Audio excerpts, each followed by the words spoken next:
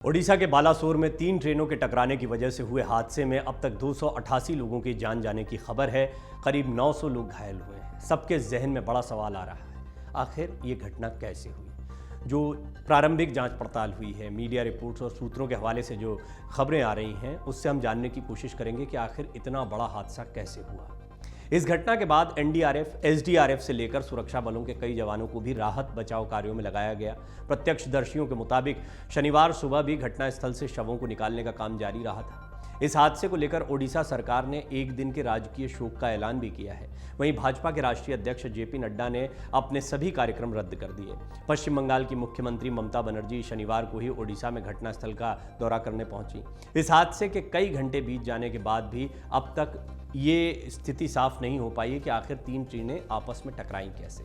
हादसे में घायल कई लोगों ने दुर्घटना को लेकर अपने अपने अलग वर्जन दिए हैं। ऐसे में ये जानना जरूरी है कि इस ट्रेन दुर्घटना का पूरा घटनाक्रम क्या रहा है।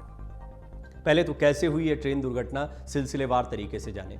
शालीमार चेन्नई सेंट्रल कोरोमंडल एक्सप्रेस चेन्नई की ओर जा रही थी। इस ट्रेन के ट्रैक से उतरकर दूसरे ट्रैक पर खड़ी मालगाड़ी से टकरा जाने की वजह से यात्री ट्रेन का इंजन मालगाड़ी के ऊपर चढ़ गया। कोरोमंडल के कई डिब्बे पटरियों पर ही पलट गए। बेंगलुरु हावड़ा सुपरफास्ट एक्सप्रेस बगल वाली ट्रैक से हावड़ा की ओर जा रही थी।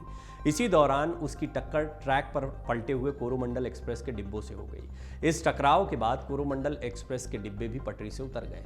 बताया जाता है कि यह हादसा बालासोर जिले के बहंगा बाजार स्टेशन पर हुआ, जो कि कोलकाता से दक्षिण में 250 किलोमीटर और भुवनेश्वर से उत्तर में 170 किलोमीटर पर स्थित है। अधिकारियों के मुताबिक कोरोमंडल के डिब्बे शाम करीब 6:55 पर पटरी से उतर गए। वहीं दूसरी ओर से आ रही बेंगलुरु हावड़ा एक्सप्रेस के डिब्बे 7 बजे पटरी से उतर गए।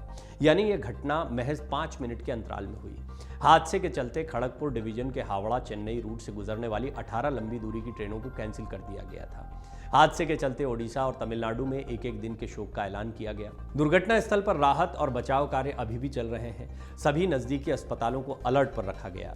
एनडीआरएफ की 6 टीमें, एसडीआरएफ की 4 टीमें, रैपिड एक्शन फोर्स की टीमें, 15 फायर विभाग की टीमें, 30 डॉक्टर्स, 200 पुलिसकर्मी और 60 के करीब एम्बुलेंस घटनास्थल पर मौजूद रहे।